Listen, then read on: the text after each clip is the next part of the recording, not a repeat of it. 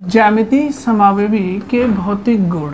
तो देखो याद रखना कि जो समावयवी होते हैं ना उनके गुणों में अंतर होता है। ठीक, संरचनात्मक समावयवियों के गुणों में अंतर अधिक देखने को मिलता है, जबकि त्रिविम समावयवी के गुणों में अंतर कम देखने को मिलता है, लेकिन अंतर होता है। ठीक, हम यहाँ बात कर रहे हैं ज्यामितीय समावयवियों के भौतिक गुणों की। तो देखो ज्यामितीय समावयवियों के भौतिक गुणों में अंतर देखने को मिलता है। कैसे? जैसे मैं आपसे बात करूं कि ज्यामितीय समावयवी जो होते हैं ना उनके द्विध्रुव आघूर्ण अलग अलग होते हैं, यानी ज्यामितीय समावयवी नॉर्मली समपक्ष या विपक्ष हो सकते हैं। तो समपक्ष समावयवी का द्विध्रुव आघूर्ण अलग होता है, विपक्ष समावयवी का द्विध्रुव आघूर्ण अलग होता है। ऐसे ही समपक्ष और विपक्ष समावयवियों के क्वथनांक में भी अंतर होता है। क्वथनांक ही नहीं, गलनांक में भी अंतर होता है। तो ये वो भौतिक गुण हैं जो ज्यामितीय समावयवियों के लिए अलग अलग होते हैं, यानी समपक्ष के कुछ और मान होंगे और विपक्ष के कुछ और मान होंगे। ऐसे ही एक और टेंडेंसी होती है निर्जलीकरण की प्रवृत्ति। ये देखा गया है कि समपक्ष समावयवी का निर्जलीकरण विपक्ष की तुलना में आसानी से होता है। तो हम ये सारी बातें यहाँ डिस्कस करेंगे कि द्विध्रुव आघूर्ण में अंतर कैसे होता है, क्वथनांक में क्या अंतर होता है, गलनांक में कैसे अंतर है, निर्जलीकरण समपक्ष समावयवी का आसानी से क्यों हो जाता है, विपक्ष समावयवी का आसानी से क्यों नहीं हो पाता। ऐसे भौतिक गुणों पर हम लोग डिस्कस करने वाले हैं। तो ध्यान दें आप लोग, ज्यामितीय समावयवी के भौतिक गुणों में भिन्नता होती है। बिल्कुल सही बात है। जैसे द्विध्रुव आघूर्ण, उसमें सबसे पहली प्रॉपर्टी हम लोग देखने वाले हैं और वो है द्विध्रुव आघूर्ण। तो देखो द्विध्रुव आघूर्ण के बारे में कुछ एक बातें अगर हम जान लें तो हमारे लिए बेहतर होगा। वो बातें क्या हैं? पहली बात तो ये है कि द्विध्रुव आघूर्ण को हम लोग म्यू से लिखेंगे, और दूसरी बात ये है कि ये एक सदिश राशि है। सदिश राशि होने की वजह से इसके लिए दिशा का बड़ा महत्व होता है, यानी डायरेक्शन का बड़ा महत्व होता है। बिना डायरेक्शन के आप द्विध्रुव आघूर्ण के बारे में कोई कमेंट नहीं कर सकते। द्विध्रुव आघूर्ण की जो दिशा होती है वो हमेशा पॉजिटिव से नेगेटिव की तरफ ली जाती है, या ये कह दें कि कम विद्युत ऋणता वाले एटम से अधिक विद्युत ऋणता वाले एटम की तरफ ली जाती है। तो याद रखेंगे कि द्विध्रुव आघूर्ण की दिशा जो है वो इम्पोर्टेंट होगी, और दिशा कहाँ से कहाँ होगी, या तो आप कहेंगे पॉजिटिव से नेगेटिव की तरफ, या आप कहेंगे कि कम विद्युत ऋणता वाले एटम से अधिक विद्युत ऋणता वाले एटम की तरफ होगी।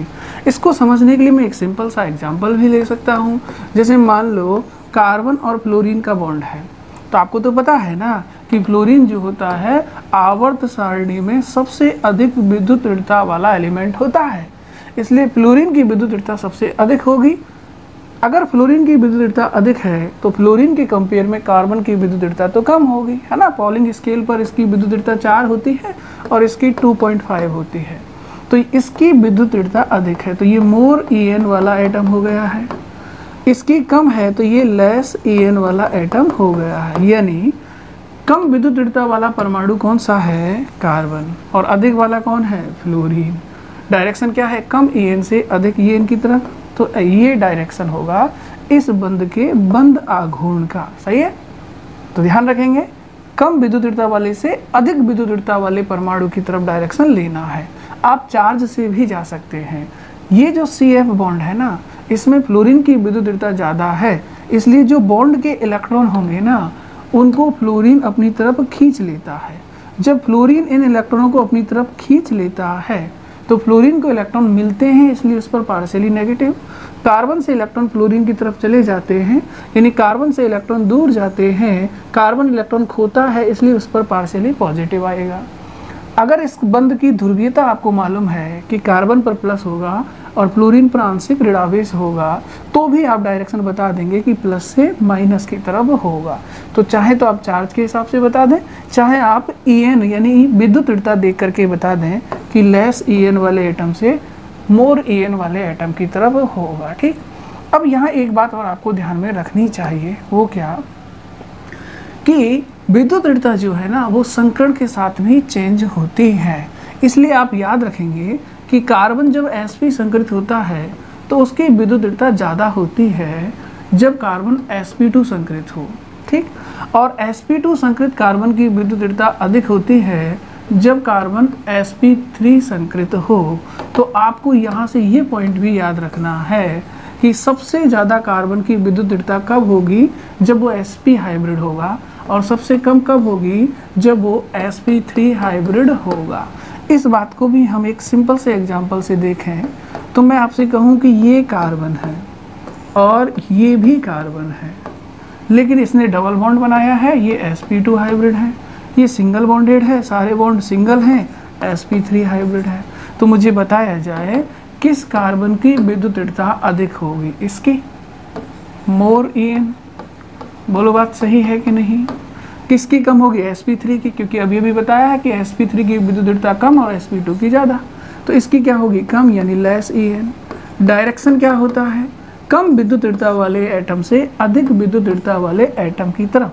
तो अगर आप इस बंध के लिए बंध आघूर्ण की दिशा देखेंगे तो वो दिशा आपको क्या दिखाई देगी, इस वाले कार्बन से इस वाले कार्बन की तरफ, ठीक है। किसी भी मॉलिक्यूल का जब द्विध्रुव आघूर्ण हमें निकालना होता है ना, तो हम उस मॉलिक्यूल में उपस्थित सभी बंधों का बंध आघूर्ण निकालते हैं और उन बंध आघूर्णों का वेक्टर सम करते हैं। जैसे मैंने आपसे कहा कि एक Ab2 टाइप का मॉलिक्यूल है, ठीक है। तो पहले मैं इसकी स्ट्रक्चर लिखूंगा, ऐसे मान लो ऐसे स्ट्रक्चर है, और मैं मान लेता हूँ कि यहाँ A पर पार्शियली प्लस है और B पर पार्शियली माइनस, तो B पर माइनस, ठीक है। डायरेक्शन क्या होगा, डायरेक्शन प्लस से माइनस होता है, तो ये डायरेक्शन होगा। तो इस मॉलिक्यूल में दो बॉन्ड हैं A B टाइप के, दोनों के लिए बंध आघूर्ण की दिशा हमें मालूम चल गई। अगर हमें मॉलिक्यूल्स का द्विध्रुव आघूर्ण बताना है तो हमें इन दोनों बंध आघूर्णों का वेक्टर सम करना पड़ेगा। मान लो इस बंध के लिए बंध आघूर्ण μ1 है और इस वाले बंध के लिए बंध आघूर्ण μ2 है, तो हमें μ1 और μ2 का वेक्टर सम करना पड़ेगा। तो देखो मॉलिक्यूल के अंदर सिचुएशन ये है कि दो बंध आघूर्ण हैं, एक है μ1 और दूसरा है μ2, ऐसे काम कर रहे हैं। बीच का एंगल सपोज करो यहाँ थीटा है, तो ये एंगल कितना है, थीटा है। मुझे चाहिए इनका रिजल्ट, कि इनका रिजल्ट क्या होगा। तो जब भी दो वेक्टर किसी एंगल पर एक दूसरे से जुड़े होते हैं तो उनका रिजल्ट कुछ इस तरह से निकाला जाता है। तो यहाँ से जो रिजल्ट आएगा, जिसे मैं μr लिख रहा हूँ, वो रिजल्टेंट द्विध्रुव आघूर्ण होगा जो इस मॉलिक्यूल का डाइपोल मोमेंट ही होगा कि नहीं होगा। तो आपको ये भी याद रखना चाहिए कि डाइपोल मोमेंट एक सदिश राशि होती है, और सदिश राशि होती है तो किसी भी मॉलिक्यूल का द्विध्रुव आघूर्ण हम कैसे कैलकुलेट करते हैं, उसमें उपस्थित सभी बंधों का बंध आघूर्ण देखते हैं और उनके डायरेक्शन के हिसाब से हम उनका रिजल्ट निकालते हैं, और जो भी रिजल्ट आता है वही मॉलिक्यूल का द्विध्रुव आघूर्ण होता है। हालांकि हमें ये कैलकुलेट नहीं करना है, लेकिन हमें आइडिया तो इतना होना चाहिए ना कि हम लोग द्विध्रुव आघूर्ण का आइडिया लेंगे कैसे। हमें डायरेक्शन देखना पड़ेगा और डायरेक्शन का वेक्टर सम देखना पड़ेगा। हमें सम करना नहीं है, बस डायरेक्शन से आइडिया लेना पड़ेगा, ठीक है। वो आइडिया हम लोग कैसे लेंगे वो हम थोड़ा एग्जाम्पल से यहाँ डिस्कस करने वाले हैं, ठीक है। अब जरा आप सब लोग इधर ध्यान देंगे। सबसे पहली प्रॉपर्टी हम लोग द्विध्रुव आघूर्ण की देख रहे हैं। तो सामान्यतः समपक्ष समावेवी का द्विध्रुव आघूर्ण विपक्ष समावेवी के द्विध्रुव आघूर्ण से अधिक होता है। मैंने पहले ही कहा था आपसे कि जो ज्यामितीय समावेवी होते हैं उनके द्विध्रुव आघूर्णों में अंतर होता है। समपक्ष और विपक्ष समावेवियों के द्विध्रुव आघूर्ण अलग अलग प्राप्त होते हैं।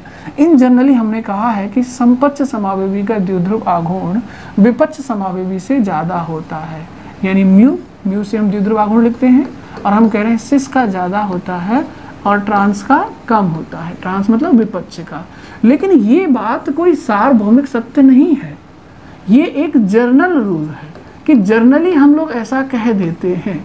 बट कई बार ऐसा भी होगा कि ट्रांस का डाइपोल मोमेंट जो है वो सिस से ज़्यादा हो जाएगा, ठीक है। तो ये बात भी हम लोग यहाँ करने वाले हैं, क्योंकि हमें बस डायरेक्शन देखकर अपने आप आइडिया लग जाएगा कि सिस का द्विध्रुव आघूर्ण ज़्यादा होगा या ट्रांस का ज़्यादा होगा। जैसे मैं यहाँ एक एग्जांपल लेता हूँ, वही एग्जांपल जो आपकी PDF नोट्स में है। सिंपलेस्ट एग्जांपल है 2-ब्यूटीन। क्या एग्जांपल है? 2-ब्यूटीन। ठीक है, अब जब 2-ब्यूटीन एग्जांपल है तो आप इसकी स्ट्रक्चर तो बना ही सकते हैं। सबसे पहले कार्बन कार्बन डबल बॉन्ड को बनाइएगा। 2-ब्यूटीन की स्ट्रक्चर बना लेंगे ना, कितने कार्बन होंगे? 4। नंबर 2 पर क्या होगा? डबल बॉन्ड, बाकी हाइड्रोजन जोड़ देना, इधर भी और इधर भी, यही होगा। ठीक, अब मैं इसको समपक्ष और विपक्ष रूप में लिखना चाह रहा हूँ। ठीक है, तो सबसे पहले कार्बन कार्बन डबल बॉन्ड बनाया, दोनों कार्बनों के H को सेम साइड कर दिया और CH3 को सेम साइड कर दिया। तो देखो H सेम साइड है, डेफिनेटली ये सिस होगा। अगर मुझे ट्रांस लिखना है तो मैं क्या करूँगा? एक H यहाँ रहने दूंगा, दूसरे H को यहाँ लिख दूंगा। यानी अगर मैं लिखूँ ऐसे C, एक H यहाँ पर और एक इसके अपोजिट में ले जाऊँ, तो दोनों H यानी सेम ग्रुप अपोजिट चले गए तो ये ट्रांस होगा। तो इधर H है तो इधर क्या आ जाएगा? CH3, इधर H है तो इधर क्या आ जाएगा? CH3। तो ये हो गया है ट्रांस। ठीक है, यहाँ एक बात और आपको ध्यान रखनी चाहिए, और वो क्या?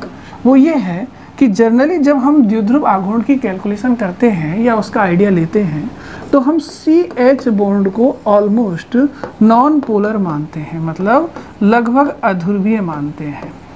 लगभग अध्रुवीय मानने की वजह से हम इसके लिए इसका बंद आघूर्ण कंसीडर नहीं करेंगे, यानी द्विध्रुव आघूर्ण की कैलकुलेशन में हम CH बॉन्ड को कंसीडर नहीं करेंगे, इसका ध्यान नहीं रखेंगे। कारण ये है कि ये बंध लगभग अध्रुवीय होता है, मतलब इसकी पोलरिटी बहुत कम होती है। ठीक, पोलरिटी बहुत कम होने की वजह से इस बंध के बंद आघूर्ण का मॉलिक्यूल के रिजल्टेंट द्विध्रुव आघूर्ण पर कोई विशेष फर्क नहीं पड़ता है। तो इसको कंसीडर ना भी करें ना तो भी वही रिजल्ट बना रहता है, इसलिए हम इसको नॉन पोलर मानते हुए कंसीडर नहीं करेंगे। यानी मैं ये कह रहा हूँ कि मैं यहाँ CH बॉन्ड को नहीं देखूंगा, मैं इन बॉन्डों को देखूंगा, CH3C, CH3C। ऐसे ही यहाँ भी मैं इन बॉन्डों का डायरेक्शन लूँगा। CH बॉन्ड का क्यों नहीं ले रहा हूँ? क्योंकि मैं ये मान रहा हूँ कि ये अध्रुवीय बंध है, मतलब लगभग अध्रुवीय है, इसलिए इसके लिए कोई बंध आघूर्ण नहीं होगा, और अगर होता भी है तो उसका रिजल्ट पर कोई फर्क नहीं पड़ता, इसलिए हम लोग CH बॉन्ड को कंसीडर नहीं कर रहे हैं। ठीक है, अब अगर आपको ये सब बातें मालूम चल गई हैं तो फिर अब आप आसानी से इनका डायरेक्शन चेक कर सकते हैं। देखो, सबसे पहले मैं इस बॉन्ड के लिए डायरेक्शन देखूंगा बंद आघूर्ण का। ठीक, तो ये कार्बन डबल बॉन्डेड है तो sp2 हाइब्रिड होगा। ये कार्बन आपको पता है सिंगल बॉन्डेड है तो ये sp3 हाइब्रिड होगा। अभी अभी मैंने आपसे कहा था कि sp3 हाइब्रिड की विद्युत दृढ़ता कम होती है और sp2 की ज़्यादा, यानी ये अधिक विद्युत दृढ़ता वाला है। इसकी En क्या होगी? अधिक होगी कि नहीं होगी? और इसकी En क्या होगी? कम। आपको पता है कि डाइपोल मोमेंट या बंद आघूर्ण कह लूँ, उसका डायरेक्शन आप किस तरफ लेंगे? कम En से अधिक En की तरफ लेंगे कि नहीं लेंगे? तो बस आपको क्या करना है, ये कम वाला है, ये अधिक वाला, डायरेक्शन क्या हो जाएगा? ये सही है। वही बात यहाँ होगी कि ये sp2 हाइब्रिड है और ये sp3, ये कम वाला है और ये अधिक विद्युत दृढ़ता वाला है। डायरेक्शन हमेशा कम विद्युत दृढ़ता वाले से अधिक विद्युत दृढ़ता वाले एटम की तरफ लिया जाता है। तो आप जरा देखें, इस मॉलिक्यूल्स के अंदर इस बंध का बंध आघूर्ण भी इसी दिशा में है, इस बंध का बंध आघूर्ण भी इसी दिशा में है, यानी दोनों बंधों के लिए बंध आघूर्ण का डायरेक्शन सेम है। ठीक, जब एक ही डायरेक्शन में होते हैं तो बंध आघूर्ण ऐड हो जाएंगे, और जब ऐड हो जाएंगे तो म्यू रिजल्टेंट जो निकलेगा वो बढ़ जाएगा। बढ़ेगा कि नहीं बढ़ेगा? क्योंकि दोनों बंधों के बंध आघूर्ण एक ही दिशा में काम कर रहे हैं, एक ही दिशा में काम कर रहे हैं, तो दोनों का आउटपुट एक ही तरफ होगा। एक ही तरफ होगा तो दोनों आपस में क्या हो जाएंगे? ऐड होंगे, और ऐड होंगे तो म्यू की मान में क्या हो जाएगी? वृद्धि। तो यहाँ मुझे म्यू बढ़ता दिखेगा क्योंकि दोनों बंधों के लिए बंध आघूर्ण एक ही दिशा में है। ठीक, अब हम दूसरे वाले को देखते हैं। ये कार्बन sp3 है और ये sp2 है, डायरेक्शन sp3 से sp2 की तरफ। ये कार्बन sp3 है और ये sp2 है, डायरेक्शन sp3 से sp2 की तरफ। जरा गौर करें, एक बंध का बंध आघूर्ण इस दिशा में है तो दूसरे बंध का बंध आघूर्ण इसके अपोजिट डायरेक्शन में है। जब बंध आघूर्ण अपोजिट हो तो म्यू की वैल्यू कम होगी, सेम साइड हो तो अधिक होगी। याद रखें, यदि बंध एक जैसे हैं तो इस बंध का बंधागुण इस बंध के बंधागुण के क्या होगा, बराबर होगा। अगर दो राशियां बराबर और एक दूसरे के विपरीत हो जाती हैं तो रिजल्टेंट कितना हो जाता है, 0। तो बस इतना याद रखें कि यहाँ म्यू की वैल्यू 0 हो जाएगी। क्यों? क्योंकि ये दोनों एक दूसरे के अपोजिट हैं। अपोजिट होने के साथ साथ इनकी न्यूमेरिकल वैल्यू सेम होगी। अगर इसकी वैल्यू मान लो x है तो इसकी -x मान लो दिशा के कारण, तो x माइनस एक्स दोनों एक दूसरे को कैंसिल कर देंगे और कैंसिल कर देंगे तो क्या हो जाएगा, 0 हो जाएगा। ध्यान रखोगे। तो मैं तो बस इतना सा कह रहा हूँ आपसे कि इस केस में यहाँ की बात कर रहा हूँ मैं, यहाँ ये अपोजिट है और दोनों बंध एक जैसे हैं, इसलिए बंधागुण दोनों के बराबर हैं, मगर दोनों अपोजिट हैं, इसलिए प्रॉपर एक दूसरे को पूर्णतः कैंसिल आउट कर देंगे और म्यू की वैल्यू हो जाएगी 0। और यहाँ म्यू की वैल्यू 0 नहीं होगी क्योंकि एक ही डायरेक्शन में है, तो ऐड होंगे और कुछ मान बढ़ जाएगा। ठीक, अब ये देखो, ये कौन है, सिस, और ये कौन है, ट्रांस। तो बताओ किसका अधिक आया है, सिस का अधिक आया है और ट्रांस का कम आया है कि नहीं आया। इन जनरल ऐसा ही होता है कि नॉर्मली ज़्यादातर मॉलिक्यूल्स के अंदर ऐसा होता है कि सिस का डाइपोल मोमेंट अधिक आता है और ट्रांस का कम आता है, मगर हमेशा ऐसा नहीं होता। जैसे मैं एक एग्जांपल और ले लेता हूँ यहाँ पर। मान लो एक मॉलिक्यूल्स है 1-क्लोरोप्रोपीन। ठीक है, प्रोपीन तो जानते होंगे, ये प्रोपीन होता है। ठीक है, डबल बॉन्ड तो होगा ही, ये डबल बॉन्ड हो गया। नंबर 1 पर क्या है, Cl, यही तो कहा है। इसको 1 मान लेते हैं, इसको 2, इसको 3, तो 1 पर कौन है, Cl है। बाकी हाइड्रोजन से बैलेंस करो, H और इधर हो जाएगा CH3। ठीक है, इस मॉलिक्यूल्स के मैं सिस और ट्रांस आइसोमर बना रहा हूँ। ठीक है, तो सिस ट्रांस बनाने के लिए सबसे पहले कार्बन कार्बन डबल बॉन्ड को बना दिया करें, फिर किसी एक कार्बन को पकड़ लें और उससे जुड़े हुए ग्रुप देखें, इधर H कर दें और इधर Cl कर दें। सिस बनाओगे तो सेम ग्रुप सेम साइड रख देना। आपने इस कार्बन का H इधर रखा है, तो अब जो कार्बन ले रहे हो उसका H भी इधर रख देना। इस कार्बन से एक H जुड़ा है और एक CH3 जुड़ा है, तो ये जोड़ दिया। चूँकि H सेम साइड है इसलिए ये सिस होगा। कौन सा होगा, सिस। अगर मुझे इसका ट्रांस लिखना पड़े तो क्या करूँगा बताओ, H जो है उनको अपोजिट ले जाऊँगा, ये H इधर और ये H इधर। H अपोजिट चले गए, ट्रांस हो गया। कार्बन से H और Cl जुड़े हैं तो H और Cl, कार्बन से H और CH3 है तो H तो जोड़ ही दिया, CH3। ये कौन सा हो गया, ये ट्रांस हो गया कि नहीं हो गया। बस आपको डायरेक्शन देखना है। ठीक है, डायरेक्शन आप इजीली चेक कर लेंगे, मुझे उम्मीद है। देखो, ये Cl है और ये क्या है, कार्बन। Cl और कार्बन में से विद्युत ऋणता जो है वो Cl की ज़्यादा होती है, कार्बन की कम होती है। तो अधिक विद्युत ऋणता वाला कौन है, क्लोरीन, और कम वाला कौन है, कार्बन। डायरेक्शन क्या होता है, कम वाले से अधिक वाले की तरफ, यानी कार्बन से Cl की तरफ, तो डायरेक्शन ये होगा। ठीक, यहाँ देखो, ये कार्बन sp2 हाइब्रिड है और ये sp3 हाइब्रिड है। किसकी विद्युत ऋणता कम होगी, sp3 वाले की। किसकी अधिक होगी, sp2 वाले की। डायरेक्शन क्या होता है, कम से अधिक वाले की तरफ, यानी ये। अब जरा ध्यान से देखना भाई, यहाँ इन दोनों बंधों के बंध आघूर्ण का डायरेक्शन क्या है, एक का इधर है और एक का इधर है। जब अपोजिट होते हैं तो म्यू बढ़ेगा या घटेगा, ऑब्वियसली म्यू घटेगा। क्या 0 हो जाएगा म्यू। तो आप जरा गौर करें, यहाँ बंध डिफरेंट टाइप के हैं, ये CCl बॉन्ड है और ये CCH3 बॉन्ड है, इसलिए इसका बंध आघूर्ण और इसका बंध आघूर्ण सेम नहीं होंगे, अलग अलग होंगे। मान लो इसका 10 है तो इसका मान लो 5 है।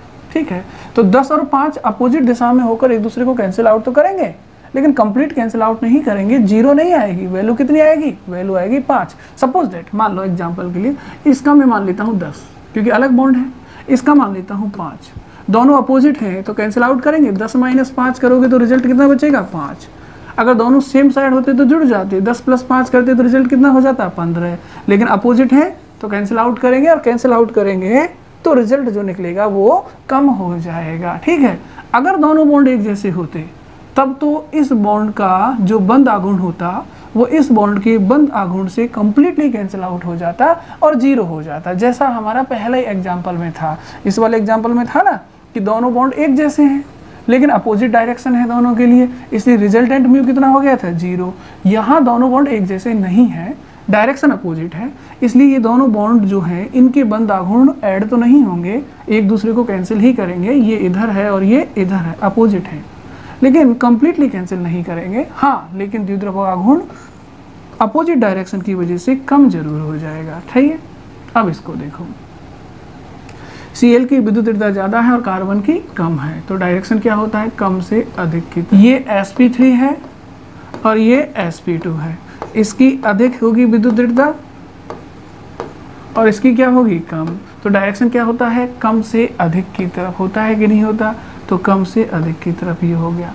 अब आप दोनों बॉन्डों को देख लें, इसका डायरेक्शन भी इधर है और इसका भी इधर ही है। अगर सेम डायरेक्शन में है तो म्यू की वैल्यू क्या होगी, बढ़ जाएगी। तो देखो भाई, गौर करना, यहाँ पर इस वाले केस में दोनों बंदों का बंद आघूर्ण अपोजिट है, ऐसे और ऐसे, इसलिए म्यू की वैल्यू घट गई है। इस वाले केस में दोनों बंदों का बंद आघूर्ण सेम डायरेक्शन में है, इसलिए म्यू की वैल्यू बढ़ गई है। म्यू बढ़ गया है तो इस बार ये कौन सा है, ये ट्रांस है और ये कौन सा है, सिस। तो इस बार ट्रांस का म्यू अधिक होगा और सिस का म्यू जो है वो कम होगा। तो मैंने कहा था ना कि जरूरी नहीं है कि सिस का म्यू हमेशा अधिक हो, कम भी हो सकता है, जैसे ये वाला केस हमने डिस्कस किया है, ठीक है। अब हम क्या करते हैं, हमारी पीडीएफ को देख लेते हैं, ठीक है, हमारे नोट्स देखते हैं। देखो, इसमें जो एग्जाम्पल है उनको थोड़ा सा ध्यान से देखेंगे हम लोग। देखो, एग्जाम्पल दिया गया है सिस 2 ब्यूटीन का। कौन सा एग्जाम्पल है, सिस 2 ब्यूटीन। तो सिस 2 ब्यूटीन, अब ये भी देखा था, का द्विध्रुव आघूर्ण ट्रांस 2 ब्यूटीन से अधिक होता है। तो देखो, ये तो है 2 ब्यूटीन, है कि नहीं है, इसके 2 आइसोमर बनेंगे, HH सेम साइड है तो ये कौन सा है, सिस वाला है, HH अपोजिट है तो ये कौन सा है, ट्रांस वाला। आप तो बस डायरेक्शन देख लें, ये CS3 है, क्या है, CS3, और ये है C double bonded. Double bonded C का संकरण क्या होगा, sp2, सही है, और सिंगल बॉन्डेड का क्या होगा, sp3। तो आप ही बताएं मुझे कि sp3 की विद्युतीयता कम होती है, sp2 की अधिक होती है, तो डायरेक्शन कम से अधिक की तरफ होगा, सही है। तो ये sp3 है और ये sp2 है, इसकी विद्युतीयता क्या होती है, कम, तो कम से कहाँ होगा, अधिक की तरफ ये होगा, होगा कि नहीं होगा। तो दोनों के लिए डायरेक्शन सेम है कि नहीं है, अगर दोनों के लिए डायरेक्शन सेम है तो रिजल्टेंट म्यू क्या होगा, बढ़ेगा। इसका मतलब सिस का म्यू बढ़ेगा, बढ़ेगा कि नहीं बढ़ेगा। अब यही बात अगर हम लोग ट्रांस में देखें तो ट्रांस में CS3 और C है ना, CS3 की विद्युतीयता क्या होगी, कम, और C की क्या होगी, ज़्यादा, तो डायरेक्शन कम से अधिक की तरफ। CS3 की कम और C की ज़्यादा, तो कम से अधिक की तरफ। तो आप खुद ही देख लो, एक बॉन्ड का डायरेक्शन ये है और दूसरे का ये है, इसका मतलब म्यू की वैल्यू क्या होगी, कम होगी, होगी कि नहीं होगी, क्योंकि अपोजिट जा रहे हैं। अगर बॉन्ड एक जैसे हैं तो फिर टोटली एक दूसरे को क्या कर देंगे, कैंसिल आउट। तो यहाँ तो बॉन्ड एक जैसे ही हैं, CS3C और CS3C कंप्लीट कैंसिल आउट कर देंगे, तो म्यू कितना हो जाएगा, 0। तो याद रखेंगे, यहाँ ट्रांस का म्यू 0 है और सिस का म्यू 0 नहीं है, वो कुछ बढ़ेगा, उसकी कुछ वैल्यू होगी, यानी सिस का डाइपोल मोमेंट ट्रांस से क्या आ रहा है, ज़्यादा। अब कई बार हम लोग बॉन्ड लाइन नोटेशन लिख देते हैं और बॉन्ड लाइन नोटेशन में हम कार्बन कार्बन बॉन्ड को ही शो करते हैं। तो देखो, कार्बन कार्बन कार्बन कार्बन ऐसे ही है, तो बस ऐसे ही बॉन्ड लाइन नोटेशन बना दिया, डबल बॉन्ड ये रहा, ठीक। अब देखो, ग्रुप सेम साइड है ऐसे, तो ये सिस है। यहाँ देखो, कार्बन कार्बन कार्बन कार्बन ऐसे हैं बॉन्ड, कार्बन कार्बन, तो ऐसे ही बना दिया, बीच में डबल है तो ये डबल आ गया। तो देखो, ग्रुप अपोजिट है, ये इधर है और ये कहाँ है, इधर है, तो अपोजिट है तो ये कौन सा होगा, ट्रांस। और अगर सेम साइड है, ये सेम साइड, ये भी इधर है और ये भी इधर है, तो फिर कौन सा होगा, सिस होगा। डायरेक्शन आपको पता है, CS3 से C की तरफ, यानी ये CS3 से C की तरफ, यानी ये सेम डायरेक्शन में जाएंगे। यहाँ डायरेक्शन देखें, CS3 से C की तरफ, यानी ये CS3 से C की तरफ, यानी ये अपोजिट जाएंगे तो कैंसिल आउट करेंगे, कम होगी वैल्यू, और एक ही डायरेक्शन में जाएंगे तो जुड़ेंगे, वैल्यू ज़्यादा होगी, तो नॉर्मली सिस की वैल्यू जो है वो ट्रांस से क्या हो जाएगी, ज़्यादा। अब हम बात करें, कभी कभी जब अणु में 2 विपरीत प्रभाव वाले, यानी +I और -I, इस पर हम लोग बात करेंगे जब हम रिएक्शन मैकेनिज्म पढ़ेंगे तब, है ना। समूह उपस्थित हो तो विपक्ष रूप का द्विध्रुव आघूर्ण समपक्ष रूप से अधिक हो जाता है। पहले मैं थोड़ा सा +I -I आपको बता दूं कि मान लो CCl बॉन्ड है, तो Cl की विद्युतीयता क्या है, अधिक है, किससे, कार्बन से। तो Cl की विद्युत दृढ़ता अधिक होने की वजह से बॉन्ड के इलेक्ट्रॉनों को Cl अपनी तरफ अधिक खींचता है, इसलिए Cl इन इलेक्ट्रॉनों को अपनी तरफ खींचता है, उस वजह से Cl पर नेगेटिव आने लगता है और कार्बन पर पॉजिटिव, ठीक। और रिजल्टेंट कंडीशन ये होती है कि ये इलेक्ट्रॉन परमानेंटली Cl की तरफ शिफ्ट हो जाते हैं, ठीक है।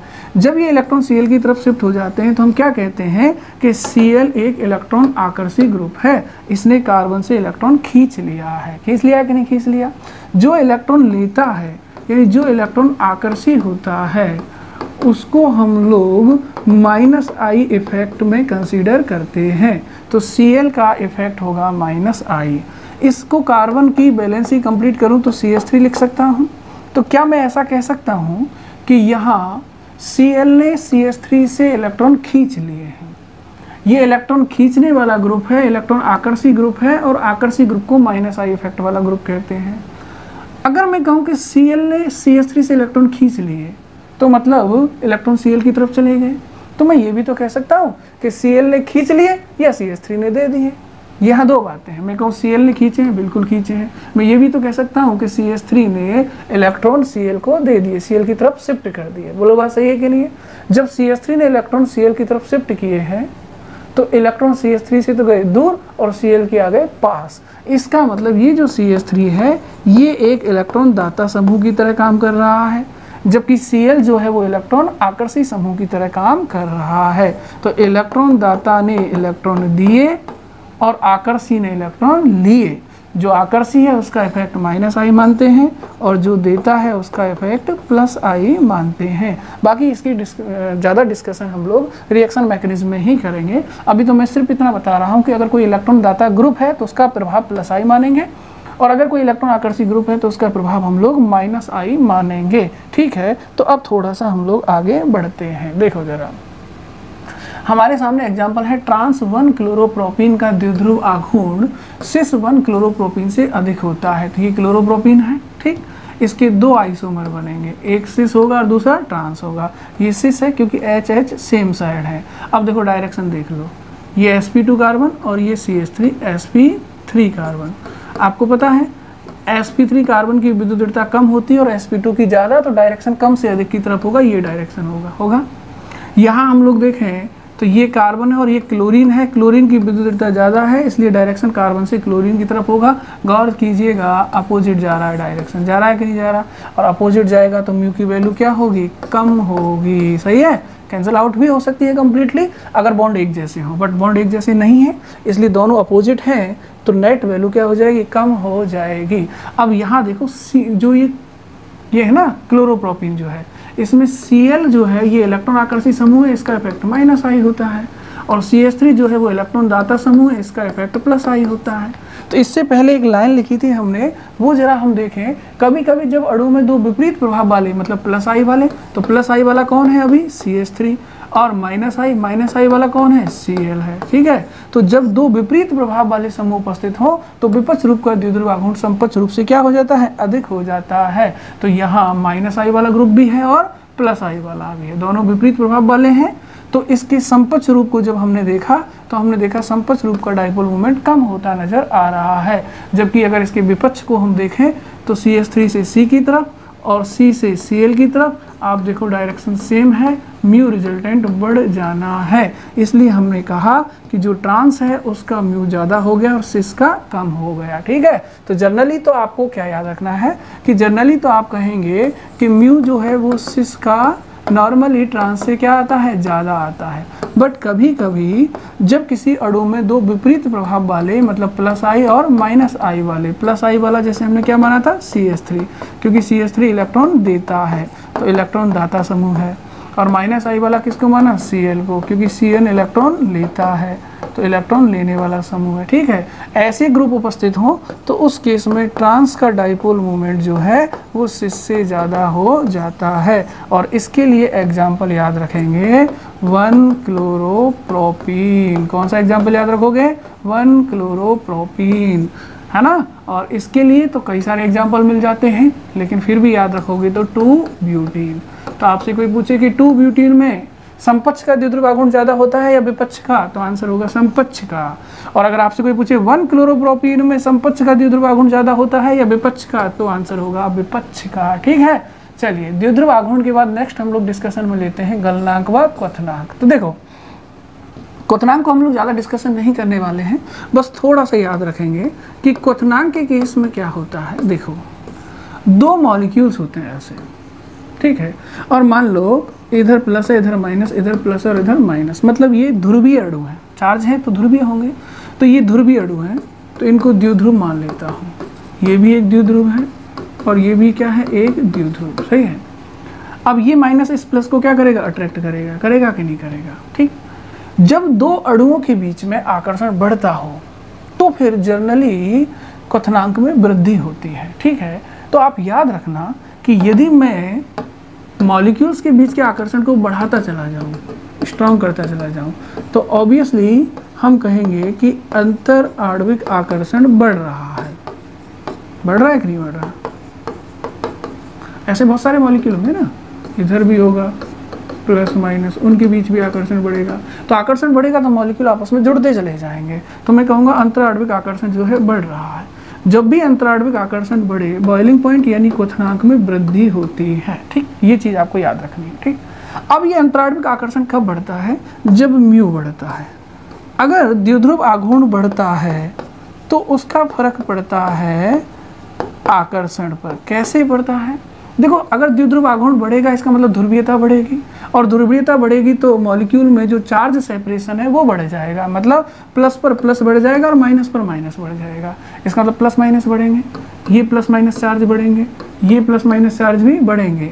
और अगर चार्ज बढ़ेगा तो अपोजिट चार्ज के बीच लगने वाला इलेक्ट्रोस्टैटिक फोर्स ऑफ अट्रैक्शन भी क्या होगा, बढ़ जाएगा।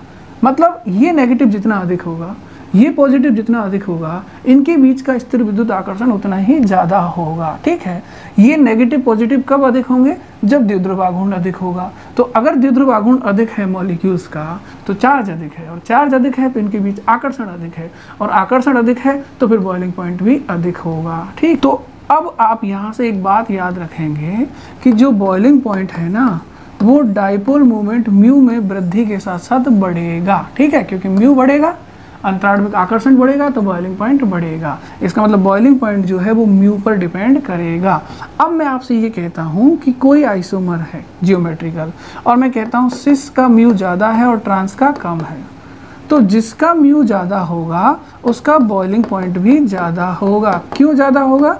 क्योंकि जिसका म्यू ज़्यादा है उसके अणुओं के बीच में अंतराणविक आकर्षण भी क्या होगा, अधिक, तो बॉइलिंग पॉइंट अधिक हो जाएगा। तो इस समय बॉइलिंग पॉइंट सिस का ज़्यादा है और ट्रांस का कम है।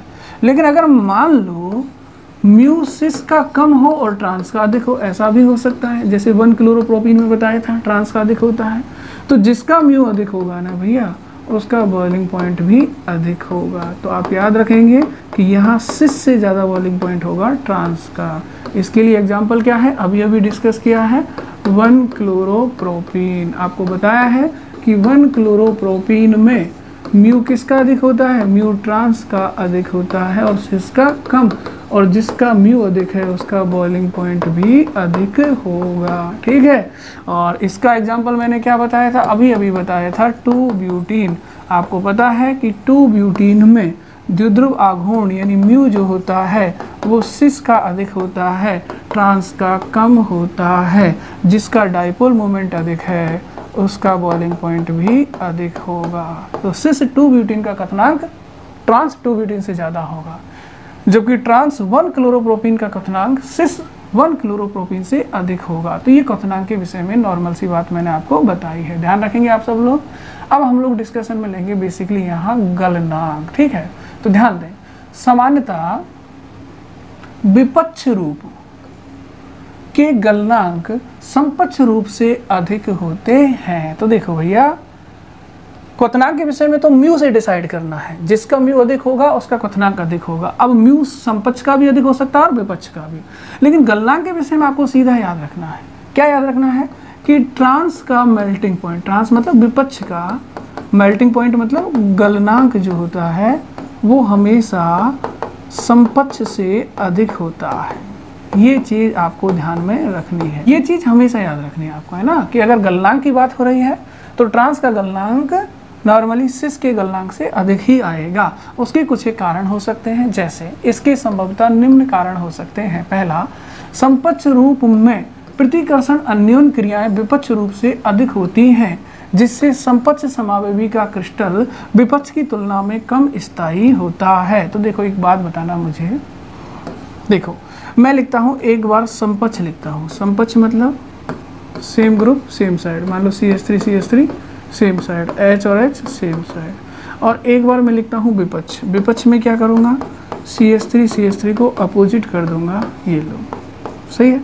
अब आप जरा ध्यान देना, CH3 और CH3 सेम साइड है, CH3 और CH3 अपोजिट साइड है, बोला है कि नहीं है। तो देखो यहाँ CH3 और CH3 के बीच की डिस्टेंस कम है और यहाँ CH3 और CH3 के बीच की डिस्टेंस ज़्यादा है, बोला है कि नहीं है। जब समान ग्रुप के बीच में दूरी कम होती है तो उनके बीच में प्रतिकर्षण अधिक हो जाता है। भाई दूरी कम होगी तो प्रतिकर्षण तो बढ़ ही जाएगा, और प्रतिकर्षण अधिक हो जाएगा तो फिर उसका स्थायित्व कम हो जाता है, स्टेबिलिटी कम हो जाती है। और जब सेम ग्रुप के बीच की डिस्टेंस ज़्यादा होती है तो उनके बीच का प्रतिकर्षण कम हो जाता है। दूरी बढ़ेगी तो प्रतिकर्षण कम हो जाएगा, प्रतिकर्षण कम होगा तो स्थायित्व जो है वो बढ़ जाएगा। तो अगर मैं आपसे कहूँ इन जनरल कि समपक्ष ज़्यादा स्टेबल होता है या विपक्ष, तो नॉर्मली विपक्ष की स्टेबिलिटी समपक्ष से ज़्यादा होती है, कारण ग्रुप दूर दूर होने की वजह से उनके बीच का प्रतिकर्षण कम हो जाता है, ठीक है। समपक्ष में ग्रुप पास पास होने की वजह से प्रतिकर्षण बढ़ जाता है तो स्टेबिलिटी जो है वो कम हो जाती है। तो एक कारण तो ये है कि जो विपक्ष होता है उसकी स्टेबिलिटी नॉर्मली सिस यानी समपक्ष से क्या होती है, ज़्यादा। जितना ज़्यादा स्टेबल मॉलिक्यूल्स होगा उसका क्रिस्टल भी उतना ही अधिक स्टेबल होगा, और जितना अधिक स्टेबल क्रिस्टल होगा उसका मेल्टिंग पॉइंट भी उतना ही अधिक होगा। तो अधिक स्टेबिलिटी की वजह से विपक्ष रूप का मेल्टिंग पॉइंट जनरली समपक्ष से ज़्यादा होता है, ठीक है। दूसरा कारण, विपक्ष समावेवी की संकुलन क्षमता समपक्ष समावेवी से, है ना, अधिक होती है, जिससे विपक्ष समावेवी के क्रिस्टल का स्थायित्व और बढ़ जाता है। तो देखो संकुलन क्षमता समझते होंगे पैकिंग एफिशिएंसी की, तो देखो समपक्ष की बात करते हैं तो समपक्ष में ग्रुप कहाँ होते हैं, सेम साइड, तो ये सेम साइड है ना, तो ये समपक्ष है, ठीक। मैंने बॉन्ड लाइन नोटेशन बनाया है। विपक्ष में ग्रुप कहाँ होते हैं, अपोजिट, ये ऊपर है तो ये नीचे है, सही है। जनरली ये देखा जाता है कि समपक्ष फॉर्म जो होती है ना उसका क्रिस्टल में जो संकुलन होता है ना वो ऐसे होता है, मान लो, ठीक है, एक मॉलिक्यूल दूसरा फिर तीसरा। विपक्ष में कैसे होता है, विपक्ष में ऐसे होता है, ऐसे ही होगा, एक फिर दो। अच्छा सोच कर ही बताओ, इस वाली पैकिंग में ये जो पैकिंग दिख रही है, इस पैकिंग में आपको नहीं लग रहा कि कम जगह में ज़्यादा मॉलिक्यूल आ जाएंगे, जबकि इस पैकिंग में हमें लग रहा है कि कम जगह में ज़्यादा मॉलिक्यूल नहीं आ पाएंगे, ठीक। जब कम जगह में ज़्यादा मॉलिक्यूल आ जाते हैं तो हम कहते हैं भाई पैकिंग अच्छी है ना, बहुत सारे मॉलिक्यूल्स को हम लोगों ने कम जगह में एडजस्ट कर दिया है, ठीक। पैकिंग जितनी अच्छी होती है ना, क्रिस्टल की स्टेबिलिटी यानी स्थायित्व जो होता है वो उतना ही अधिक होता है। तो एक कारण ये भी होता है कि विपक्ष रूप में पैकिंग यानी संकुलन जो होता है वो अच्छा होता है समपक्ष की तुलना में। जब अच्छा संकुलन होता है तो जो क्रिस्टल बनता है ना वो समपक्ष की तुलना में अधिक स्टेबल भी होता है, ठीक है। तो दूसरा रीजन भी आप लोग ध्यान रखेंगे, है ना, बस आपको थोड़ा थोड़ा ध्यान रखना है ना, बाकी कोई रीजन आपसे वैसे पूछेगा नहीं बोर्ड पॉइंट ऑफ व्यू से, पर लेकिन समझाना मेरा दायित्व है, वो मैं कर रहा हूँ। समपक्ष समावेवी में अंत आणविक H बंधन होता है, इस वजह से भी जो है समपक्ष समावेवी का द्विध्रुव आघूर्ण विपक्ष समावेवी से कम हो जाता है। तो देखो मैं तीनों कारणों को रिपीट कर रहा हूँ, फिर तीसरे को समझाऊंगा। पहला कारण क्या है, समपक्ष रूप में प्रतिकर्षण क्या होता है, अधिक होता है, तो स्टेबिलिटी कम हो जाती है, और स्टेबिलिटी कम हो जाती है तो मेल्टिंग पॉइंट भी कम हो जाता है। विपक्ष रूप में क्या होता है, विपक्ष रूप में प्रतिकर्षण जो है वो कम होता है तो स्टेबिलिटी ज़्यादा होती है, मेल्टिंग पॉइंट अधिक होता है। विपक्ष समावेवी की पैकिंग अच्छी होती है इसलिए स्टेबल क्रिस्टल होता है, मेल्टिंग पॉइंट ज़्यादा होता है। समपक्ष समावेवी जो होता है उसकी पैकिंग अच्छी नहीं होती इसलिए उसका क्रिस्टल ज़्यादा स्टेबल नहीं होता, मेल्टिंग पॉइंट कम होता है। तीसरा कारण है कि समपक्ष समावेवी में अंत आणविक H बंधन होता है, जबकि विपक्ष समावेवी जो है ना, विपक्ष समावेवी में अंतर आणविक H बंधन होता है। अंतर आणविक H बंधन से अवयवी कणों के बीच का आकर्षण बढ़ जाता है। देखो एक बात बताओ, एक मॉलिक्यूल है मान लो इस तरह का, और एक मॉलिक्यूल है मान लो, मैं हाइपोथेटिकली बता रहा हूँ, इस तरह का, समझ गए। मान लो ये सिस है, क्योंकि आपको सेम साइड में दिख रहे हैं, ये अपोजिट चले गए तो ये मान लो ट्रांस है, वैसे ही बता रहा हूँ हाइपोथेटिकली, ठीक है। अगर मान लो इसका ये हिस्सा, ये वाला हिस्सा इस वाले हिस्से के साथ H बॉन्डिंग कर लेता है, तो ऐसे इनके बीच में आकर्षण हो जाएगा, होगा कि नहीं होगा। अब ये आकर्षण एक ही अणु में तो है, ठीक। और अब मैं यहाँ कहूँ यहाँ कि ये वाला हिस्सा H बॉन्डिंग करना चाहता है, ये भी करना चाहता है, बट दोनों अपोजिट हैं तो आपस में तो नहीं कर पाएंगे। जब ये आपस में नहीं कर पाएंगे तो इसके सामने फिर कोई दूसरा मॉलिक्यूल तो आएगा। मान लो इसके सामने कोई दूसरा मॉलिक्यूल ये आ गया कि नहीं आ गया, ठीक। अब ये मॉलिक्यूल्स अपने इस हिस्से से इसके साथ H बॉन्डिंग कर लेगा, क्योंकि ये इसके साथ तो कर नहीं पाएगा क्योंकि दोनों कहाँ है, अपोजिट। तो ये जो H बॉन्डिंग हुई है ये दो मॉलिक्यूल के बीच में हुई है कि नहीं हुई है। और ये जो H बॉन्डिंग हुई है ये एक ही मॉलिक्यूल के अंदर हुई है। एक मॉलिक्यूल के अंदर होती है तो इसे कहते हैं अंतः आणविक। क्या कहते हैं? अंतः आणविक। और अगर दो मॉलिक्यूल के बीच में होती है तो इसे कहते हैं अंतर आणविक। क्या बोलते हैं? अंतर आणविक। सही है। अब इस चीज़ का फर्क पड़ता है कि जब अंतः आणविक H बॉन्डिंग होती है ना, तो इस बॉन्डिंग का दूसरे मॉलिक्यूल पर तो कोई फर्क नहीं होता ना। इस बॉन्डिंग की वजह से मैं ये तो नहीं कह सकता कि दूसरे मॉलिक्यूल के साथ इसका आकर्षण बढ़ गया है, क्योंकि बॉन्डिंग तो एक ही मॉलिक्यूल के अंदर हो गई है। लेकिन अगर अंतर आणविक होती है तो इस बॉन्डिंग की वजह से मैं डेफिनेटली ये कह सकता हूँ कि अंतर आणविक H बॉन्डिंग की वजह से इस मॉलिक्यूल का आकर्षण इसके साथ बढ़ गया है। बोलो बात सही है कि नहीं है? ठीक। जब अंतर आणविक H बॉन्डिंग होती है तो दो अणुओं के बीच का आकर्षण बढ़ेगा, बढ़ेगा कि नहीं बढ़ेगा?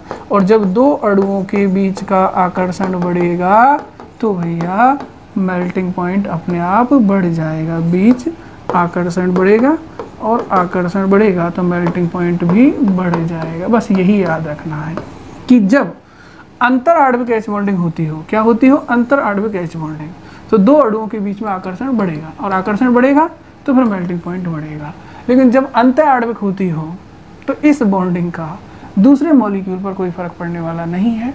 इस बॉन्डिंग की वजह से दूसरे मॉलिक्यूल के साथ आकर्षण बढ़ने वाला नहीं है, इसलिए अंतः आणविक की वजह से मेल्टिंग पॉइंट पर कोई फर्क नहीं पड़ता है। ठीक है, तो आप बस इतना ही याद रखेंगे कि पिछले वाले पन्ने में हमने कहा है कि समपक्ष समावेवी में अंतः आणविक H बॉन्डिंग होती है, जबकि विपक्ष समावेवी में अंतर आणविक H बॉन्डिंग होती है। और अंतर आणविक H बॉन्डिंग के कारण अवयवी कणों के बीच का आकर्षण बढ़ जाता है। इसका एक एग्जाम्पल भी बताया गया है। फ्यूमेरिक अम्ल विपक्ष है का गलनांक मैलाइक अम्ल यानी समपक्ष से अधिक होता है। ठीक है, देखो ये फॉर्मूला आप देख रहे हो, कई बार रिपीट हो चुका है। ठीक, इसके दो आइसोमर बनते हैं, एक ये वाला है CCCH,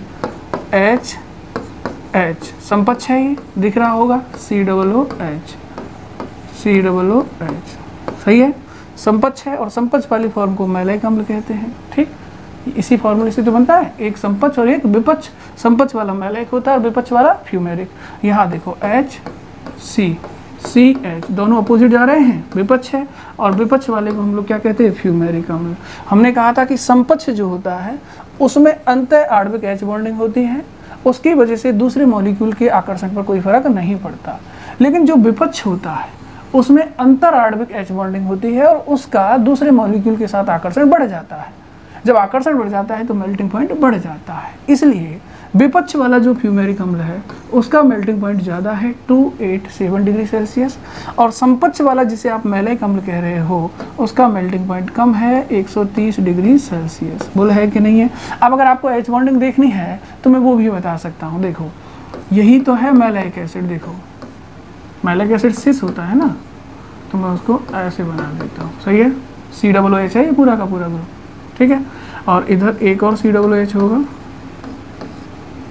तो मैं उसको ऐसे बना देता हूँ। सही है, इधर H और इधर H, सिस है, सिस वाला क्या होता है? मैलाइक एसिड, मैलाइक अम्ल। सही है, इसी का ट्रांस बना देता हूँ। ट्रांस में क्या करूँगा? मैं अपोजिट ले जाऊँगा, इधर रखूँगा C डबल बॉन्ड O और इधर रखूँगा O और H। सही है, इधर ले आऊँगा H और इधर C डबल बॉन्ड O और H। सही है, अब आप खुद ही देखो ये हाइड्रोजन इस ऑक्सीजन की तरफ ही तो है, इसलिए ये हाइड्रोजन इस ऑक्सीजन के साथ H बॉन्डिंग कर लेगा। तो ये H बॉन्डिंग तो एक ही मॉलिक्यूल में हुई है कि नहीं हुई है? और जब एक मॉलिक्यूल में होती है तो उसे हम क्या कहते हैं? अंत्य आणविक। तो इस अंत्य आणविक H बॉन्डिंग की वजह से इस मॉलिक्यूल का किसी दूसरे मॉलिक्यूल के साथ आकर्षण पर कोई फर्क नहीं पड़ेगा, ठीक। लेकिन यहाँ देखो, क्या ये H इधर वाले ऑक्सीजन के साथ H बॉन्डिंग कर पाएगा? क्योंकि ये तो बहुत दूर है, अपोजिट चले गए तो डिस्टेंस बढ़ गई है। क्या ये वाला H इस ऑक्सीजन के साथ H बॉन्डिंग कर पाएगा? नहीं कर पाएगा, क्योंकि ये तो बहुत दूर हो गई, डिस्टेंस बढ़ गई है। बोलो बात सही है कि नहीं? तो यहाँ तो इनके बीच में H बॉन्डिंग पॉसिबल नहीं है। यहाँ तो पास पास थे ना, तो H बॉन्डिंग हो गई। यहाँ तो ये ग्रुप इधर है और ये ग्रुप इधर है, तो इन दोनों के बीच में डिस्टेंस काफ़ी ज़्यादा है, इसलिए ये आपस में H बॉन्डिंग नहीं कर पाएंगे। लेकिन H बॉन्डिंग करना तो चाहेंगे ना। तो अब मान लो इधर देखो, इसके सामने कोई दूसरा ऐसा ही मॉलिक्यूल आ जाता है, HC डबल बॉन्ड O, और विपक्षी बना रहे हैं, तो इधर हो गया OH, इधर हो गया HC double bond O, OH। सही है। अब आप खुद ही देखो, दोनों विपक्ष हैं और दोनों विपक्ष हैं, तो अब इसका H और इसका ऑक्सीजन पास पास है, तो ये H बॉन्डिंग कर सकते हैं। ये H बॉन्डिंग दो मॉलिक्यूल के बीच में हुई है, और जब दो मॉलिक्यूल के बीच में H बॉन्डिंग होती है तो उसे हम क्या कहते हैं? उसे हम अंतर आणविक बोलते हैं। क्या बोलते हैं? अंतर आणविक। और अंतर आणविक H बॉन्डिंग की वजह से दो मॉलिक्यूल के बीच के आकर्षण में आपको वृद्धि होती नजर आएगी। इस मॉलिक्यूल का आकर्षण इस मॉलिक्यूल के साथ बढ़ जाएगा, कारण इनके बीच में H बॉन्डिंग हो गई है कि नहीं हो गई? और जब आकर्षण बढ़ेगा भाई साहब, तो आकर्षण बढ़ने की वजह से मेल्टिंग पॉइंट में भी क्या होगी? वृद्धि हो। तो आकर्षण बढ़ गया है और उस वजह से इनके बीच की मेल्टिंग पॉइंट भी बढ़ जाएगा। तो ट्रांस का मेल्टिंग पॉइंट जो है नॉर्मली सिस से क्या होगा? ज़्यादा। इसके तीन कारण हम लोगों ने एक्सप्लेन किए। एक कारण क्या था कि ट्रांस की स्टेबिलिटी ज़्यादा होती है, दूसरा कारण ट्रांस की संकुलन क्षमता अच्छी होती है, और तीसरा कारण हम लोगों ने देखा कि ट्रांस के अंदर अंत्य आणविक H बॉन्डिंग नहीं होती, अंतर आणविक H बॉन्डिंग होती है, और उसकी वजह से दो मॉलिक्यूल के बीच का आकर्षण बढ़ता है और मेल्टिंग पॉइंट बढ़ जाता है। ध्यान रखेंगे। अब ये देखो, ये सिस है, क्योंकि COO सेम साइड है। सिस है तो इसका नाम क्या होगा? मैलाइक एसिड। ये क्या है? ट्रांस है। ट्रांस है तो इसका क्या होगा? फ्यूमेरिक। आपको पता है ट्रांस का मेल्टिंग पॉइंट ज़्यादा होता है कि नहीं होता? और सिस का क्या होता है? कम होता है। तो मेल्टिंग पॉइंट किसका ज़्यादा है? फ्यूमेरिक एसिड, क्योंकि फ्यूमेरिक एसिड क्या है? ट्रांस। और मेल्टिंग पॉइंट किसका कम है? मैलाइक एसिड का, क्योंकि ये क्या है? सिस कौन सा आइएगा? तो ये क्या है? मैलाइक, और ये है ट्रांस, ये क्या है? फ्यूमेरिक। तो ट्रांस का मेल्टिंग पॉइंट यानी सिस से क्या है? ज़्यादा है, यानी फ्यूमेरिक का मेल्टिंग पॉइंट मैलाइक से क्या है? ज़्यादा होता है कि नहीं होता है? ध्यान रखोगे ये सारी चीज़ें, ठीक है। अब देखो, इसमें एक चीज़ और ध्यान देना, वो और मैं आपको डिस्कस कर देता हूँ अभी। देखो, मैं कुछ फॉर्मूले लिख रहा हूँ। देखो, C डबल बॉन्ड C, ठीक है, CH C डबल OH, और इधर भी कर देता हूँ COOH। सही है। यहाँ मैं COOH को हटा रहा हूँ और इसकी जगह C6H5 लिख रहा हूँ। ये CH ही होगा, ठीक है। CH double bond CH C double OH। क्या किया है मैंने, वो ध्यान देना। मैंने यहाँ COOH को हटा करके C6H5 लिखा है, ठीक है। अब मैं इसकी जगह यहाँ CH3 लिख रहा हूँ, बाकी सब सेम रख रहा हूँ, ठीक है। इस बार मैंने CH3 लिख दिया है, तो मैंने चेंज किया है बस। यहाँ COOH था, उसको हटाकर C6H5 कर दिया, इसको हटाकर CH3 कर दिया, ठीक है। अब देखो, इसके दो आइसोमर बनेंगे, एक बनेगा सिस और एक बनेगा ट्रांस। सही है। सिस वाला जो होगा, इसको मैं थोड़ा सा ऐसे कर देता हूँ, ठीक है। सिस वाला जो होगा वो कैसे बनेगा? C, दोनों COOH सेम साइड और H सेम साइड। ट्रांस वाला C double bond C, COOH opposite कर दो, सही है, H अपोजिट कर दो, सही है। तो सिस वाला होता है मैलाइक एसिड और ट्रांस वाला होता है फ्यूमेरिक एसिड। ध्यान देना भाई, मैं एक चीज़ बता रहा हूँ आपको, है ना। अगर इसी फॉर्मूले में मैं थोड़ा सा चेंज कर दूँ और COOH की जगह C6H5 ले आऊँ, तो भी इसके दो आइसोमर बनेंगे। दो कौन कौन से बनेंगे? एक होगा सिस और दूसरा होगा ट्रांस। ध्यान दीजिएगा, जो सिस होगा वो कैसे बनेगा, तो देखो फॉर्मूला तो वही है ना, बस एक COOH की जगह क्या आ जाएगा C6H5। तो देखो इधर वही C डबल बॉन्ड C, सिस बना रहा हूँ H और COOH ऐसे, इधर H और इधर C6H5, ट्रांस बना रहा हूँ C डबल बॉन्ड C, इधर H और दूसरे H को अपोजिट ले गया, इधर COOH और इधर C6H5। ठीक है, इस फॉर्मूले से जो सिस बना है ना और जो ट्रांस बना है उनके अपने नाम होंगे। ठीक, जो सिस होगा उसको हम एलोसिनेमिक एसिड बोलते हैं। क्या बोलते हैं? एलोसिनेमिक अम्ल।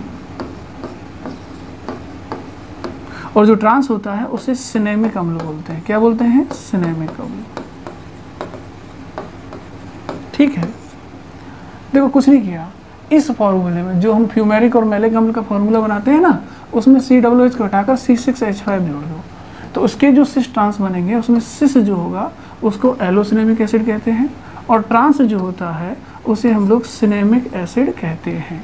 अब मैंने C6H5 हटा करके CH3 जोड़ दिया, इसके भी सिस और ट्रांस बनेंगे। कैसे बनेंगे? देखो, सिस बनाने के लिए क्या करता हूँ, इस कार्बन के H और इस कार्बन के H को सेम साइड रख देता हूँ। इस कार्बन का दूसरा ग्रुप क्या है? CH3, और दूसरा इस कार्बन का क्या है? COOH। अब ये है तो सिस ना, क्योंकि H सेम साइड है। ट्रांस बनाने के लिए एक H इधर है तो दूसरा H अपोजिट कर देता हूँ, अपोजिट चले गए तो ये क्या हो गया? ट्रांस हो गया। बाकी इस कार्बन से एक CH3 और इससे एक COOH, तो ये हो गया आपका ट्रांस। हो गया कि नहीं हो गया? अच्छा, इसका जो सिस होता है उसे आइसोक्रोटोनिक एसिड बोलते हैं। क्या बोलते हैं? आइसोक्रोटोनिक अम्ल।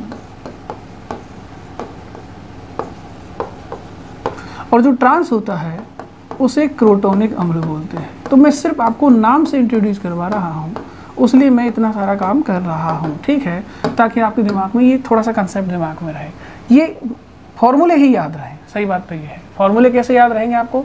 मेरे हिसाब से रह जाएंगे। कैसे? कि ये पूरा फार्मूला तो याद रहेगा, क्योंकि इसी से आप मैलिक एसिड और फ्यूमेरिक एसिड लिखते हो। तो इस फार्मूले में बारी बारी से चेंज करो। पहले COOH को हटाकर C6H5 लगा दो, फिर इसको भी हटाकर CH3 लगा दो। ठीक, जब दोनों COOH रहेंगे इस फार्मूले में तो दो आइसोमर बनेंगे, एक समपक्ष होगा जिसे मैलिक कहेंगे और एक विपक्ष होगा जिसे फ्यूमेरिक कहेंगे। जब आप COOH को हटाकर C6H5 ले आएंगे तो भी इस फार्मूले से दो आइसोमर बनेंगे, एक समपक्ष होगा जिसे एलोसिनेमिक एसिड बोलेंगे, है ना, और एक विपक्ष होगा जिसे आप लोग सिनेमिक एसिड बोलेंगे। सही है। इसी फॉर्मूले में जब C6H5 की जगह CH3 ले आए तो भी दो आइसोमर बनेंगे, एक समपक्ष होगा जिसे आप आइसोक्रोटोनिक अम्ल बोलेंगे और एक विपक्ष होगा जिसे आप क्रोटोनिक अम्ल बोलेंगे। सही है।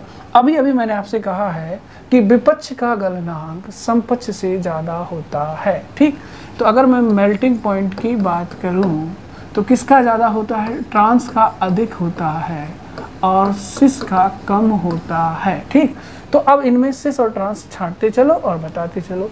बताओ, मैलिक एसिड और फ्यूमेरिक एसिड दोनों एक दूसरे के ज्यामितीय समावेशी हैं। सिस कौन है? मैलिक, और ट्रांस कौन है? फ्यूमेरिक।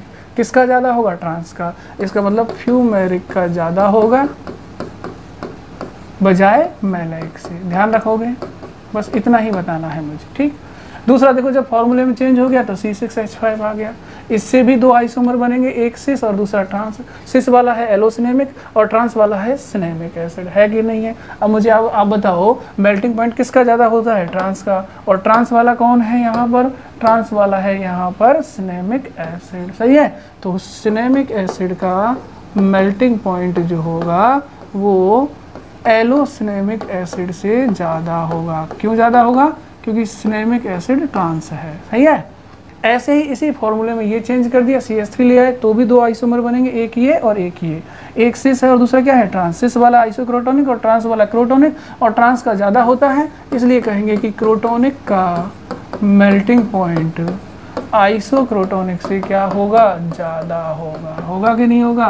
तो भैया मैं जितनी बारीकी से आपको बता रहा हूँ, अगर आप ये वीडियो रिपीट करके देखेंगे एक दो बार तो आपकी सारी बातें बहुत अच्छे से समझ में आनी चाहिए। अब देख लो भैया, पहला फॉर्मूला यहाँ पर कौन सा था? ज़रा जल्दी से बताओ मुझे।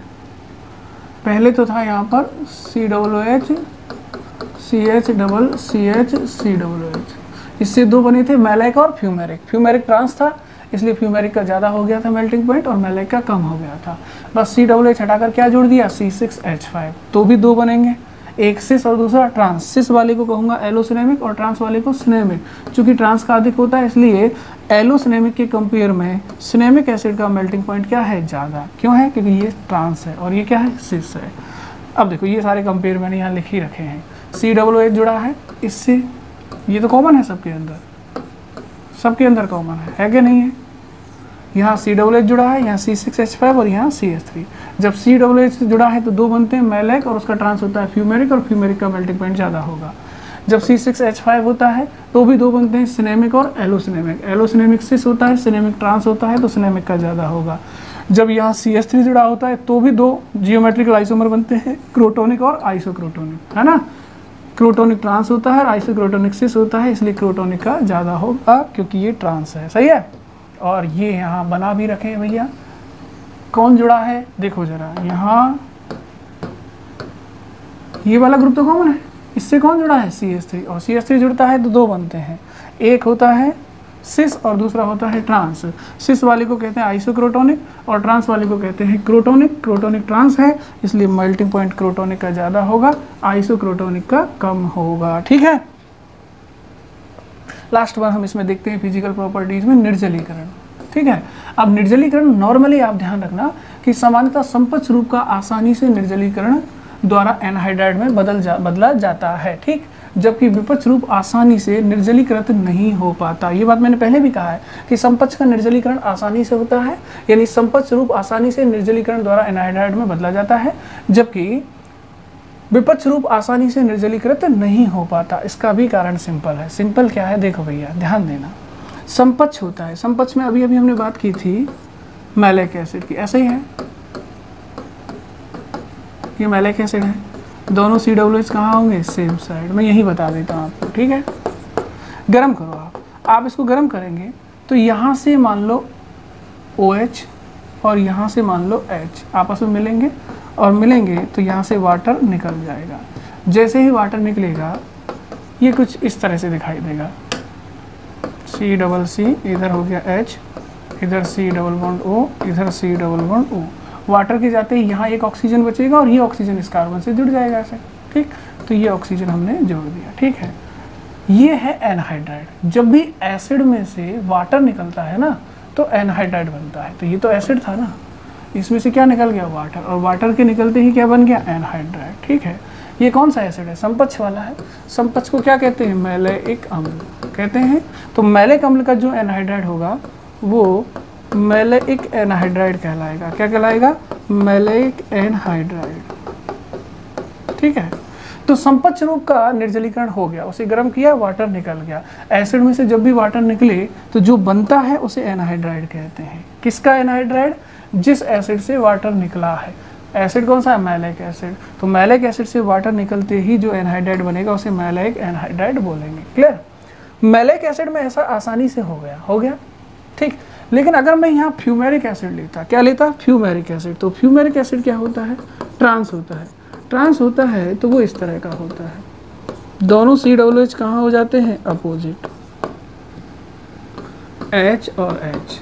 अब अगर मैं इसको गर्म करता हूँ तो वाटर तो ये भी निकालना चाहेगा, लेकिन वाटर निकालने के लिए क्या करना पड़ेगा, वाटर निकालने के लिए यहाँ से H और यहाँ से क्या लेना पड़ेगा, OH, तभी तो निकल सकता है। आप सोचो क्या ये संभव है क्या, खुद ही सोचो। ट्रांसफॉर्म में जो दो ग्रुप वाटर निकालने वाले हैं वो एक्चुअल में एक दूसरे से काफ़ी दूर है, अपोजिट हैं।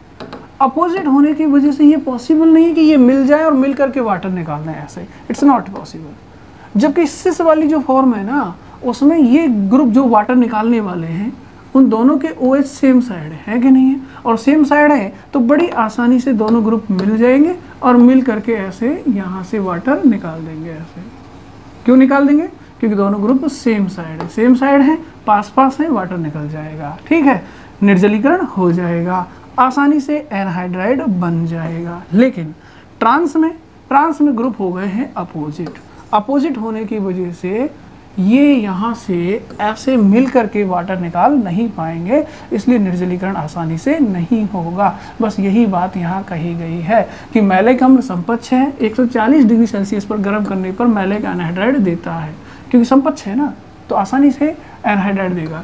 जबकि फ्यूमेरिक अम्ल विपच्छ होता है, 140 डिग्री सेल्सियस पर एनहाइड्राइड में नहीं बदल पाता। फ्यूमेरिक अम्ल गर्म करने पर पाई बॉन्ड को तोड़कर पहले संपच्छ रूप मैलिक अम्ल में बदलेगा, तत्पश्चात इसका निर्जलीकरण होगा। तो देखो भैया ये मैलिक अम्ल है, दोनों COOH सेम साइड हैं, बोले हैं कि नहीं है, सेम साइड हैं, तो यहाँ से वाटर निकल पाना आसान है। आप इसे गर्म करेंगे, ये बड़ी आसानी से वाटर निकाल देगा। निकाल दिया, और वाटर निकलेगा तो वाटर के निकलते ही -H2O होते ही यहाँ एनहाइड्राइड बन जाएगा। बन जाएगा, किसका एनहाइड्राइड है? जिस एसिड से वाटर निकला है, मैलिक एसिड से, तो ये मैलिक एसिड का एनहाइड्राइड हो गया। ठीक, लेकिन अगर मैं फ्यूमेरिक एसिड की बात करता तो फ्यूमेरिक एसिड में तो ये ग्रुप अपोजिट हो जाते हैं, और अपोजिट हो जाते हैं तो यहाँ से वाटर निकल पाना आसान नहीं होता, यहाँ से वाटर नहीं निकल पाता। लेकिन अगर यहाँ से वाटर निकालना है तो इसको हमें ज़्यादा गर्म करना पड़ेगा। ज़्यादा जब हम इसको गर्म करेंगे तो ज़्यादा गर्म करने का फ़र्क ये होगा कि यहाँ से एक वाला पाई बॉन्ड जो है वो टूट जाएगा। पाई बॉन्ड के टूटते ही ये सिंगल बॉन्ड हो जाएगा, और सिंगल बॉन्ड हो जाएगा तो फिर ये रोटेट हो सकता है। जब ये रोटेट हो जाएगा तो मान लो ऊपर वाला कार्बन रोटेट हो गया, कब? जब ये बॉन्ड टूट गया। जब ये कार्बन रोटेट होगा तो ये OH इधर आ जाएगा घूम करके। क्यों घूम गया? क्योंकि आपने इसको इतना गर्म कर दिया कि इसका एक पाई बॉन्ड टूट गया। एक पाई बॉन्ड टूटते ही ये सिंगल बॉन्ड हो गया, सिंगल होते ही ये कार्बन रोटेट हो जाएगा, रोटेट होकर ये OH इधर आ जाएगा। जब ये OH इधर आ जाएगा तो दोनों OH सेम साइड हो जाएंगे, इधर आने से और सेम साइड हो जाएंगे तो वाटर निकल जाएगा और एनहाइड्राइड बन जाएगा। ठीक है, तो ये भी चीज़ आपको याद रखनी है कि एनहाइड्राइड बन तो जाएगा, लेकिन कब बनेगा? ज़्यादा गर्म करने पर। यहाँ जो पाई बॉन्ड है उसको तोड़ करके ही एनहाइड्राइड बनाया जा सकता है। ध्यान रखोगे इस बात को। इसलिए हम कहते हैं कि नॉर्मली कम टेम्परेचर पर तो संपच्छ का ही निर्जलीकरण हो पाता है और एनहाइड्राइड बन जाता है, लेकिन जब बहुत ज़्यादा गर्म कर देते हैं तो जो विपच्छ होता है उसका भी निर्जलीकरण हो जाता है। लेकिन होता तो मुश्किल से है ना, क्योंकि ज़्यादा गर्म करेंगे तो डबल बॉन्ड होगा वो टूटेगा, और टूट करके किस में बदलेगा? सिंगल में। और जैसे ही सिंगल होगा कार्बन रोटेट करेगा, रोटेट करके OH सेम साइड आएंगे, और सेम साइड आएंगे तो इस तरह से वाटर निकलेगा और एनहाइड्राइड बनेगा। कुल मिला के यहाँ से अगर मुझे वाटर निकालना है तो मुझे बॉन्ड तोड़ना पड़ेगा, और बॉन्ड तोड़ने के लिए ज़्यादा एनर्जी देनी पड़ेगी, इसलिए ज़्यादा गर्म करना पड़ेगा। इसलिए हम कहते हैं कि भाई विपच्छ जो है ना, कौन है? विपच्छ, उसका निर्जलीकरण आसानी से नहीं होगा क्योंकि उसमें ग्रुप अपोजिट होते हैं। ठीक है, और संपच्छ में ग्रुप सेम साइड होते हैं, इसलिए निर्जलीकरण आसानी से हो जाता है। और यहाँ हमने संपच्छ और विपच्छ के बीच की H बॉन्डिंग को भी शो किया है। तो ये दोनों COOH कहाँ हैं? Same side. और दोनों COOH अगर सेम साइड हैं तो देखो इनके बीच में इस तरह से H बॉन्डिंग हो जाएगी। ये देखो ये H बॉन्डिंग हो रही है कि नहीं हो रही? अब ये H बॉन्डिंग एक ही मॉलिक्यूल के अंदर हो रही है क्योंकि संपच्छ है, अंतराण्विक बोलेंगे। ठीक है, और अगर विपच्छ होगा तो दोनों अपोजिट होंगे ऐसे। तो ये COOH किसी दूसरे मॉलिक्यूल के साथ H बॉन्डिंग करेगा, और ये COOH किसी दूसरे मॉलिक्यूल के साथ करेगा। तो दूसरे के साथ कर रहा है तो इसका मतलब अंतराण्विक होगी। कैसी होगी? अंतराण्विक। सही है। तो ये सारी चीज़ें हम लोग डिस्कस कर चुके हैं। आप लोग फिर से ध्यान दे लेना कि भैया संपच्छ का निर्जलीकरण आसानी से होगा क्योंकि सेम साइड होंगे, वाटर निकल जाएगा। विपच्छ का आसानी से नहीं होगा क्योंकि अपोजिट है। ठीक है, लेकिन इसको ज़्यादा गर्म कर देंगे तो ये अपनी डबल बॉन्ड को तोड़कर सिंगल कर लेगा, और जब ये बॉन्ड सिंगल होगा तो ये रोटेट कर जाएगा, और रोटेट कर जाएगा तो OH घूमकर इधर आ जाएगा। अब दोनों OH सेम साइड हो गए हैं, यहाँ से वाटर निकलकर एनहाइड्राइड बन जाएगा। लेकिन यहाँ से वाटर निकलने के लिए दोनों OH को सेम साइड आना पड़ेगा, यानी डबल बॉन्ड को तोड़ना पड़ेगा। बॉन्ड तोड़ने के लिए ज़्यादा एनर्जी चाहिए, इसलिए ये काम अधिक टेम्परेचर पर होगा, यानी मुश्किल से होगा, जबकि ये काम आसानी से हो जाएगा। क्लियर?